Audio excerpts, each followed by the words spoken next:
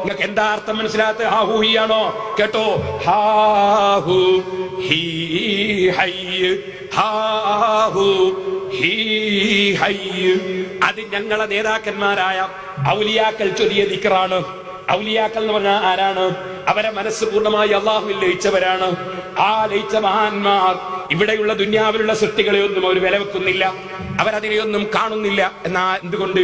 അതൊന്നും ഇവിടെ നിലനിൽക്കുന്നതല്ല.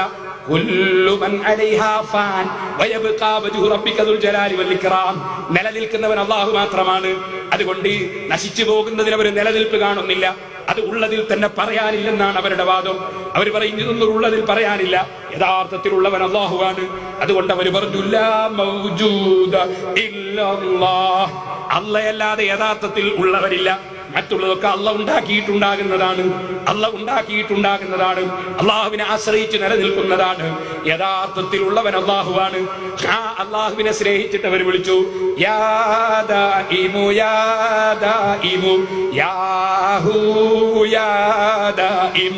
നിലനിൽക്കുന്നവനായ അള്ളാഹുവേ, നിലനിൽക്കുന്നവനായ അള്ളാഹുവേ, യാ ഹു ഹു എന്ന് പേരുള്ളവനെ. ഖുർആനിൽ അല്ലാഹു തആല അവനെ സംബന്ധിച്ച് ഹു എന്നൊരു സ്ഥലത്തല്ല, രണ്ട് സ്ഥലത്തല്ല, ലാ ഇലാഹ ഇല്ലാഹു ഖുർആനിൽ കാണാം. ഇല്ലല്ലാഹു എന്ന് പറയുന്ന സ്ഥലത്ത് അല്ലാഹു എന്ന് പറയാതെ ഇല്ലാഹു ഖുർആനിൽ കാണാം. ഖുൽ ഹുവല്ലാഹു അഹദ്, അതേ ഹു എന്ന് കാണാം, അല്ലാഹുവിന്റെ പേരാ. അങ്ങനെ ഹു എന്ന അല്ലാഹുവിന്റെ പേരാണ്. ഇമാം റാസി തഫ്സീറിൽ പറഞ്ഞിട്ടുണ്ട്. മൗലവിമാർ കിതാബ് ഓതി പഠിക്കണം, ആലിമീങ്ങൾ എടുത്ത് പഠിക്കണം. അപ്പൊ ഹു എന്ന അല്ലാഹുവിന്റെ പേരാണ്. യാ ദാഇമു, ഓ നിലനിൽക്കുന്നവനായ അല്ലാഹുവേ, യാ ഹു ഹു എന്ന് പേരുള്ളവനെ. ഹോ മര്യാദ അതെല്ലാവർക്കും. ഹാ ഹി ഹു ഹൈ. ഔലിയാക്കൾ അല്ലാഹുവിനെ സ്നേഹിച്ചില്ല ദിക്റ. അർത്ഥം അറിഞ്ഞൂടെ? പഠിച്ചോ. ഹാ അറിയണം. ഹാ അല്ലാഹുവിനെ തംബീഹ് കണ്ടില്ലേ? അൽഫിയം ഓതണോ? ഹാ അറിയണം, ഹാ അറിയണം. ഹു അല്ലാഹു ആകുന്നത്. ഹി പറയണം. ഹി എന്ന് പറഞ്ഞാൽ പറയണം. പഠിച്ചോ, അറബി പഠിച്ചോ. ഹി പറയണം.